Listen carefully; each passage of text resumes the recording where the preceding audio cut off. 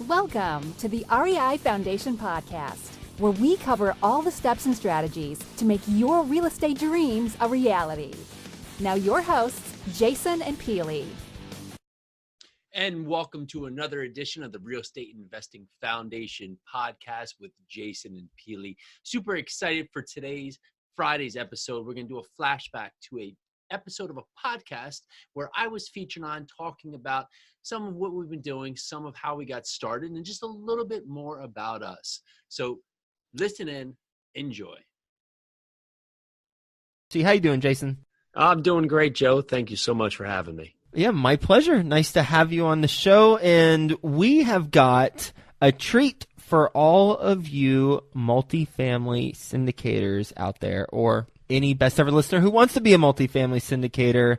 Jason is going to talk to us about a 94-unit apartment community that he recently purchased in Louisville, Kentucky. A little bit more about Jason. He is a managing partner at Oak Capital Partners. He currently owns that 94-unit apartment community and flips 10 houses a year in New Jersey. His family-heavy construction business, WA Building Movers, has elevated over 1,600 homes to help restore the New Jersey coastline since Hurricane Sandy. And he's based in Westfield, New Jersey. So with that being said, Jason, you want to give the best ever listeners a little bit more about your background and your current focus? Sure. Thanks, Joe. I appreciate you having me on, of course. So yeah, I'm in New Jersey. Come from a heavy construction background. We're 5th-generation in construction, with our focus being in moving and lifting buildings. So for the last couple decades, that's what we've been doing day in and day out. And my father really pushed it along. And when Hurricane Sandy happened, it really became apparent there was a lot of homeowners in need that needed to raise their house to become FEMA compliant, and mainly just to get homeowners back home. So it's been very hot and heavy for those last few years, and we've been pushing ourselves more into real estate just to better diversify ourselves and create passive income and generational wealth and all those other avenues. So we have been flipping homes here locally and then looking at larger apartment complexes out of state and markets better met the metrics we were searching for. So you're moving homes, you're flipping homes, and you're buying apartment communities. How do you determine where your focus goes? It's been a learning curve. It sure has. I'm not gonna lie, right? I think we both know the term where focus goes, energy flows, right? And so it's definitely been a learning curve. Of course, WA building takes a lot of time. It's a very unique niche. So I've grown the business where we've been able to bring in team members that can handle a lot of the components of the business, but there's still parts of it that I haven't been able to let go, even if I've wanted to, because of this unique nature of the business. But I've found ways to block my time in a way that I can put my energy to there at certain times and then push it to the other avenues, the flipping business and also now the large apartment business as allowable. So you got the moving business, you've got the flipping business. Those two businesses make you decent money. Why move into apartments? Easiest part is that not everybody is moving their house twice. So I'm currently always having to go out and do a new project. I'm constantly looking for a new project. It's a point, and it's hard work. So I'm always looking to buy properties or move properties or lift properties, and it's basically a job. And what we wanted to do was buy properties that help us. We can improve the value and have them help us grow that wealth factor that can not only help me, hopefully my kids, their kids, et cetera, down the line. Okay, understood. So the first two, the flipping and the moving of homes, it doesn't have reoccurring income, whereas the apartments, once you buy something, then in theory, it will have reoccurring income and you don't have to constantly be eating what you kill.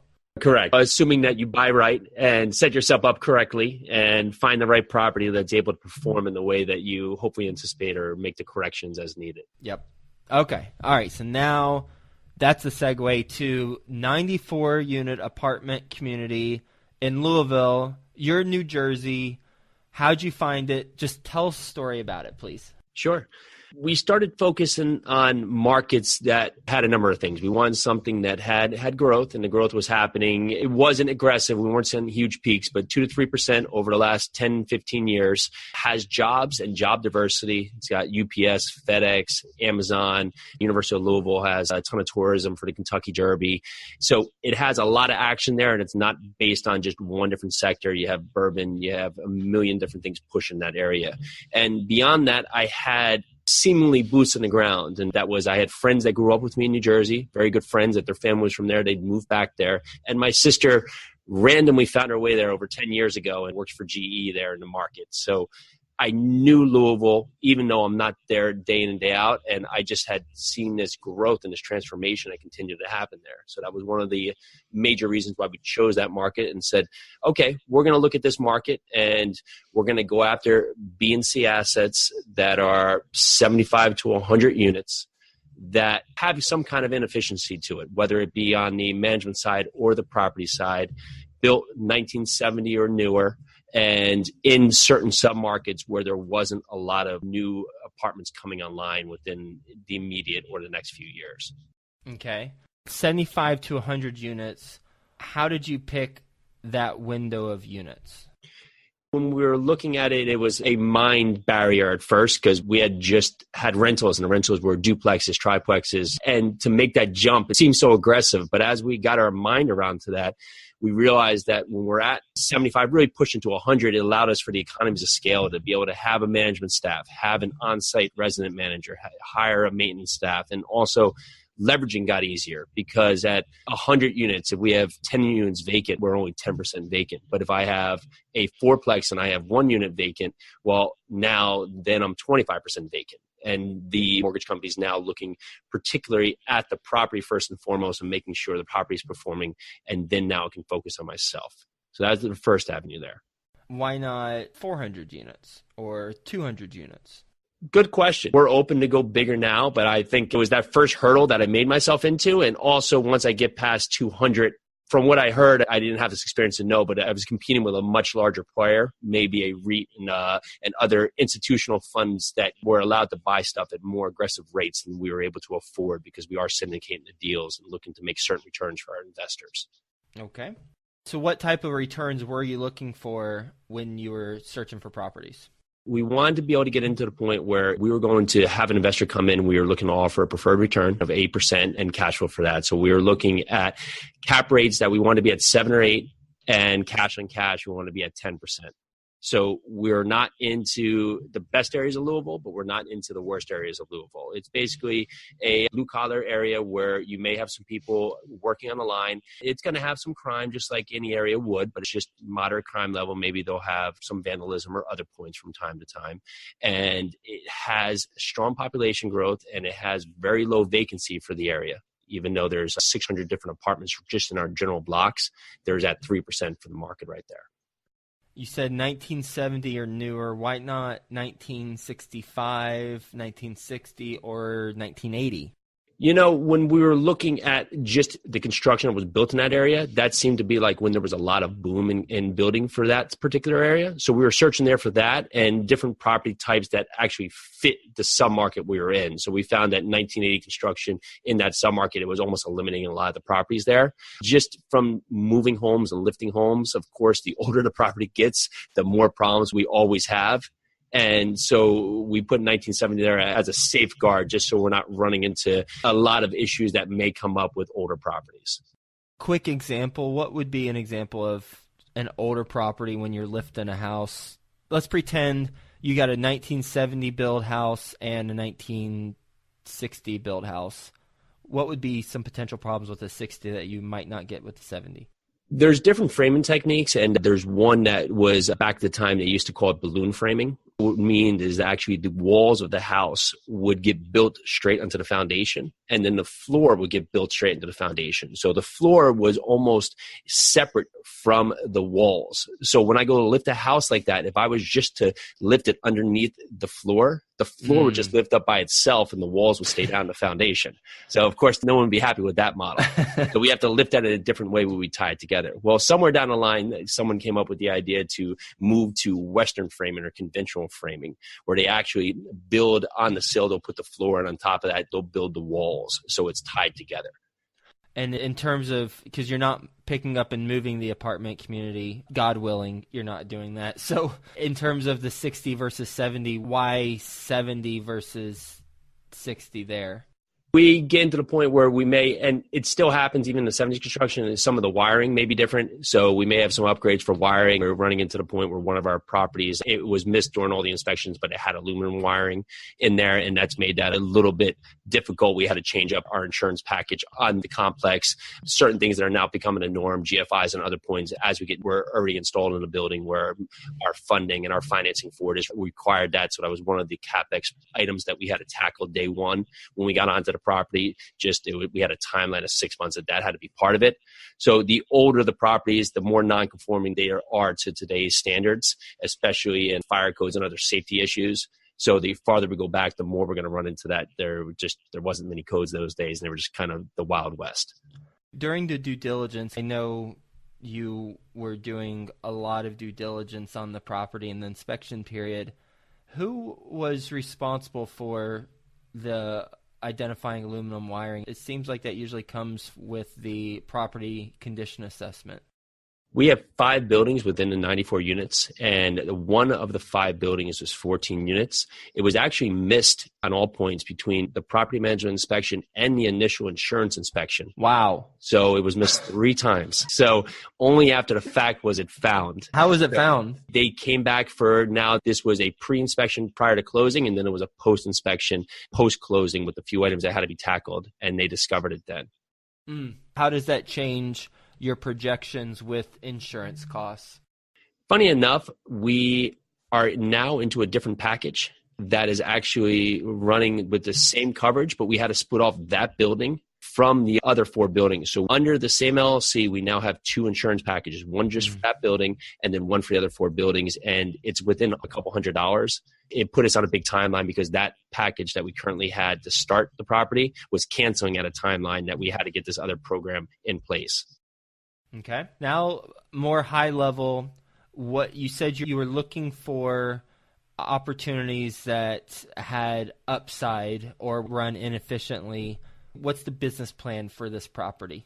Well, we were very patient, and we're continuing to be patient in finding properties. This one, the owner of the property is actually in his 90s, and the kids, I'll call them kids, are in their 60s. And they have 1,000 units in Kentucky, and this was their one large one. A lot of the other portfolio was made up of single-family homes. The kids are not in the business and weren't in the business, and they thought this would be the easiest one to move off. Maybe it was the most trouble because it was the largest one. There was many different elements here. The rents were substantially under market. They're between $75 to $100 per unit under market. They weren't charging application fees. They had a number of pets in the units. They were actually not allowing pets, and they still had pets in the units, where all the other apartment complexes around have $300 non-refundable deposits and pet fees. They currently have 2 basements that were just used as storage. We've taken those out, so just storage of just random items left from the site. We've taken them out, and we're putting in storage units in the basements. We're going to be able to get, based on comps in the area, $35 per unit for each storage unit. So we're doing that as a test because we have room to build another 24 down there. Past that, it is an all owners paid property for utilities. So a lot of our play there is that we're losing a ton of revenue just on our utility purchases because of being based on the 70s. You have high flush toilets, the 3.8 gallon toilets. So we're taking those out for all low flush toilets. We're changing out shower heads, basically faucets, looking to reduce our water bill by an estimated 30%. So that's in the process right now. The boilers, 2 of the 5 buildings are on boilers, and they're rough, to say kindly. So we are replacing those boilers, which are probably running at best about 40% with 82% boilers. And then lastly, we're changing out all of the windows, which are our biggest CapEx item there because they're it's brick facades or the old windows with the aluminum frame right there. So once we do improve our heat, that the heat's not just billowing out the old windows. Mm-hmm. I normally would question the window changing, but since it's an all bills paid property and you're paying the expenses for utilities, that makes a lot of sense. Yeah. They're the old guillotine windows too. So for a lot of these, it's just a safety factor as well. And we really wanted to get these out as that we think our plan is to resell at year 5. And this is really going to help us on the resale as well. Uh-huh. By doing these improvements, will that help your insurance go down at all? We've also put in a few other things in here is that we are in an area where we may have some conditional tenants, meaning that their threshold for their application may be on the borderline, where we put other points in like lease lock and some other things to help on the application side that is helping our insurance. There's a green initiatives program there that it's just been implemented. I believe it was trying to be implemented right when Trump came into candidacy, and it kind of got backburned for that. And so it's just been putting in place now. It's like they're trying to find a way into that program, and we walked in the door and said, hey, do you have anything like this? So we are looking to be the guinea pig in that program, and that could bring us a lot of tax credits back if we do all these points to basically make the property more green. Okay. How much money did you have to raise, and how did you raise it? It was all hands on deck. That's how we raised it. But we learned a lot. I guess it was an awesome experience, and we really did. Our top market was $750,000, and we raised $725,000. Basically, we were able to roll some of the CapEx items that we were going to do on the property into the loan we got. It started with all family and friends, and that's how we really got out there. As we had been talking about what we were trying to do for months and going out there telling people that, hey, we are looking to buy apartment complexes. We don't have one, but if we do, this is the kind of apartment complex we're going to be looking for, and this is the returns that we are going to be offering when we do find this apartment. So it was many different layers. We were trying to make people comfortable with the idea that, oh, here's Jason who does heavy construction, does some house flipping, and now he's buying apartment complexes. Mm-hmm. So how do we get them comfortable with the model? And for that, we wanted to set them up with a mock deal of how our deal was going to be structured once we did get into that. So when we did find this property, going back to them for the second time, it wasn't that hurdle of having to show them what we're doing. They already knew we were doing this, and now we had a property that was going to fit that model. So it was interesting. We had 13 people that were in on this first one, which is awesome. We're really excited for it. We had a lot of people who were super interested, but there was a lot of different barriers for that. We had one gentleman who I believe he had started a business and he didn't realize his tax burden was going to be so high, and he had committed money to put in for this. And I think he felt bad telling us what had happened. So we were about 3 weeks out, and all of a sudden he told us that, and I think he was putting in a pretty good amount of money. So that was, of course, a surprise, and it happened. So we just rolled with it, figured it out, and got to the finish line. How'd you figure it out? You know, we just got the word back out there. We had constantly been talking about this, knowing that this isn't going to be the only one. Mm-hmm. And so for that, we are looking to do more. So we're telling people that we really want to continue this growth in this process. So even when we hit our raise mark, we were still talking to people as we were looking for future projects. So we were able to just go to other people that were interested in it. What's the least and what's the most anyone put into it? $125,000 and $25,000. Okay. And did you invest alongside with them? I did. I felt like that was really important, especially on the first run here, is that they need to know that I'm committed to this too. This wasn't something I'm trying. This is something I'm committed to doing and committed to accomplishing. And I feel super confident in the property. I know it's a great property. We're really excited about the property and how it's going to perform. Mm-hmm. And how much did you put into it? I put in 100. Okay. And did they ask that question when you're talking about the deal? You know, it was a mixed bag. I think the biggest question I got, so we'll say half did and half didn't, believe it or not. The one question I got throughout was, who's going to run this property? That was an important question. We use a third party, professional management there. They currently have 5,500 units under management. And that was one of the biggest pieces that we put in place prior to looking for this property, was making sure we had a team on the ground when we got there. For someone who wants to do a apartment syndication but has not yet, what advice would you give them?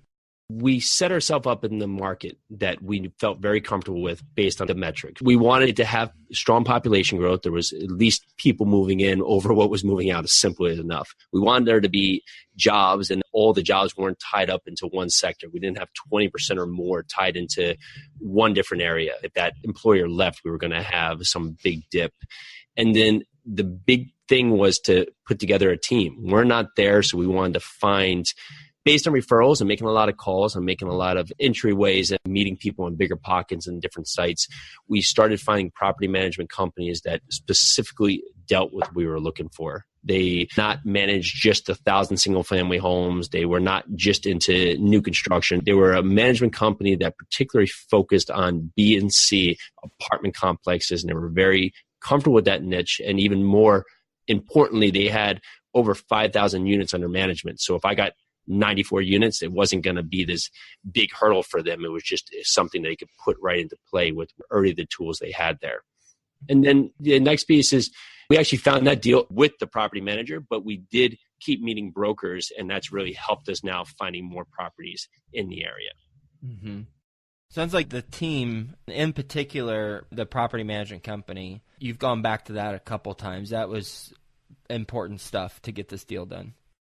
Yeah, it's definitely for us the most important part because they're your face there. They're your representation there. They're putting together the plan that you have in your vision for making this property work. They're the ones implementing that plan. So if they're not comfortable with this property or with the program, then you need to move on to the next. Got it. How do you make sure that you're finding the right management company? It was, I won't say trial by error, but we called a lot. We started talking to different management companies, just finding out their contacts. And for this management company in particular, a lot of other management companies were saying that it's not our niche, but this management company did this. Mm-hmm. Beyond that, we talked to other investors that were there in the market that were using them for their experience for them. And then lastly, we went out there and met this management company. We actually were vetting them just based on other properties we were looking at. We wanted them to really give us their honest feedback. And that's probably the most important thing is maybe you can go in there and improve rents. Maybe you can go in there and improve the look of the property. But most likely the property is going to operate at an efficient cost to run the property. And for them to be able to be honest with us, not tell us that it's going to cost us $2,000 per unit just to make the property look good. If it costs $3,700 per unit per year to run the property, great. That's what we want to know because we're not expecting you're going to run it for any less, and we can always factor that in. Okay. Your initial projections versus what the property management company said after they looked at your projections, what changed, if anything? I would say we were very conservative, and we were still conservative going into the deal. Just for most of it, we were putting in a lot of different barriers because it was our first one. And that can be a good and a bad thing because if you make it so conservative on your point where you're so outside the box, you're never going to be able to get into the property. On the same part, we were bringing other investors' money in there. It was our first one we were going into. So we wanted to have that step where we had just a lot of comfort in there. Mm-hmm. One of the biggest things is we didn't anticipate that we would be able to increase rents as much as we've actually been able to. We're actually $19 over where we anticipated even when we brought the property, which is great. So we're really happy with that. And so far, I mean, we're only a couple months in, but so far the changes with procedure out there, we've actually been able to keep our expenses at where we think we should be operating, a little bit over where we should operate, but definitely not in the top line where this property could run if it was running very poorly like it was before. Based on your experience as a real estate investor in general, what is your best real estate investing advice ever? You have to get started. You just have to get started. And I would say that you're always afraid of the unknown, but you can't let it stop you from taking a step because you'll realize that you'll be so scared of something bad that's going to happen, but most likely that bad thing never happens. And when it does happen, it's usually not as bad as you had imagined it. So for us, jumping into this large apartment complex, it was a huge thing. It was a big step for us. But if we hadn't set up the steps and just kind of jumped off the cliff into it, we would never get there. Your investor or investors who invested $125,000, not looking for names, obviously, but how did you meet them? And I ask for best ever listeners who are wondering how they can find investors who invest six figures. Sure. High school. One was from high school. Another one had started looking into doing this himself and it was very curious of going out there and buying apartment complexes and was studying as much as he could. But he was just so busy with his job. He had just had 2 kids and he saw this as a great avenue where he could also learn a lot about the process too. Okay. How'd you structure it with them? You said 8% preferred return and then what else? We did an 8% preferred return in how we're looking to go forward with our deals. 8% preferred return with a 70-30 split. And if we hit a marker of 20% IRR, it would drop to a 50-50 split in the back end. Got it. Simple enough. You ready for the best ever lightning round? I hope so. I think you are. First, though, a quick word from our best ever partners. You want to get better at negotiating real estate? Well, how about, do you want to get better at negotiating real estate for free? Even better, right? Well, go to fundthatflip.com/best ever. Fund That Flip, today's sponsor, has partnered with best-selling author Jay Scott to provide you with a free chapter from Jay's new book on negotiating real estate. I've read the book. Lots of good real-world case studies sprinkled in there, too. I love it when they do that. Go to fundthatflip.com/best ever to download your free copy of the chapter today. Feeling lost on your roadmap to wealth? Tune in to the newly launched REI Foundation podcast, where hosts Jason and Peely give you all the steps and missteps towards achieving your investing dreams.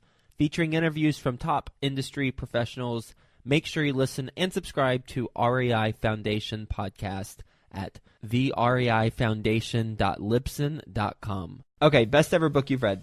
It's always the last book, but Rich Dad, Poor Dad, of course, is the one that really, really sets your mind into the right motion. So we'll stick with that. What's the last book you read? Actually, Jason Buzzi's Smash Your Alarm Clock. It doesn't have much actionable stuff, but someone said, I guess let's not say it the wrong way. It does. It just shows that it's the same thing. You got to take steps and do it, and you're going to get kicked and knocked down 100 different times, but you're not out there running into a field with bullets. You're doing something that you hopefully want to be doing. So take the steps, go after whatever that wants to be. You want to open a franchise or you just want to get a better job. You just have to take steps and take action. What's the best ever deal you've done that we haven't talked about already? You know, actually, we're flipping homes and we do marketing, and the marketing brings a lot of deals that just don't fit our specific model. And we decided that we were going to start wholesaling deals. And we just had a double close on a $111,000 wholesale, which was a pretty large one that we weren't even marketing specifically to this area. And it just happened to be really one that's a lot of people really want to jump on. That's great. So $111,000 wholesale, is that your profit or is that the price that you're wholesaling it for? That's the profit. You made six figures on the wholesale. Made six figures on the wholesale. And the great story here for this one is the homeowner needed to get out. They're making a good amount of money. So we were able to buy it at a great price for them. This is a great play for the back end, for the B2C, whoever is the person buying this transaction, because they are now able to go in there and they have a couple options where it works still as a rental. Mm-hmm. There is a price per square foot in this market. They're getting $500 per square foot for a renovated unit. So they have a ton of upside onto it. And if I was working in that area, man, I would even think to keep it. But it wasn't the right fit, so you just had to make a quick move. Oh, I'm so sorry that happened to you. But you had to make the move. I'm so sorry. $110,000 profit. I would say that if I ever got anything close to this again, I'd be shocked. Well, hey, you really just need one and then do something smart with that money. How did you get that lead? Direct mail. And one of our team members actually went out there and met with them and then came back and talked to me, and I went and met with them again, and we put it under contract. I felt as a really good number for them and us. It was a win-win. What's a mistake you've made on a transaction? You always make mistakes, right? So that you learn to them. I actually didn't make a mistake on one of our flips where I'll give you two quick ones. We bought a house, and it was a hoarder house, and I thought a room was a bathroom that I couldn't get to. There was like Christmas lights that were running the house together and piles of trash. It ended up being no bathroom on the first floor. So that was a whole different charge I had to put in there. And another one was heavy construction one when we were moving a house that we were working on, part of our flip. Just going back to that framing issue, I missed on lining up a foundation based on the framing, just on carrying too many projects. And so that's why you have to put more team members and more checks in place. What's the best ever way you like to give back? I lost a lot of friends in high school, all from just things that were accidents, and it very unrelated, happened for a number of different years. It was just a very weird time where you just didn't know how to handle it. And there's a group that was started. And one of the friends who passed away, his father is chairman on the board. It's called Imagine. And they're a center for basically grief and loss coping. I'm sorry, I'm not giving it the best run there, but it allows children and parents who have been faced with this element, a community, to come together and be able to talk about, because lots of times, if you're a kid who's 13 or 14 and you've lost someone very close, or you even lost a parent prematurely, you go back to school and you don't know how to react. Other people don't know how to react to you. And this community is allowed. It's now has 7,000 members across New Jersey, and it's running in about, I don't want to say it incorrectly, but it has 2 different facilities and carries a bunch of different counties, where it allows people to have a base where they can get that support. And how can the Best Ever listeners get in touch with you? Sure. You can see more about us for our house lifting at wabuildingmovers.com, or you can email me at info@oakcappartners.com. Cool. Jason, thank you for being on the show. Thanks for talking to us about this first apartment syndication. 94 units in a state that you don't live in, but you did have familiarity with, and you did qualify it based on predetermined criteria, how you found it, and what you look for, and how you're able to close the deal. Family, friends, property management, partnership, and a bunch of resourcefulness along the way. So thanks for being on the show. Thanks for sharing your story. Hope you have a best ever day, and we'll talk to you soon. Thank you so much, Joe. It was. Thanks for tuning into the REI Foundation podcast. Check back next time for more awesome tips and strategies to launch your new you in real estate.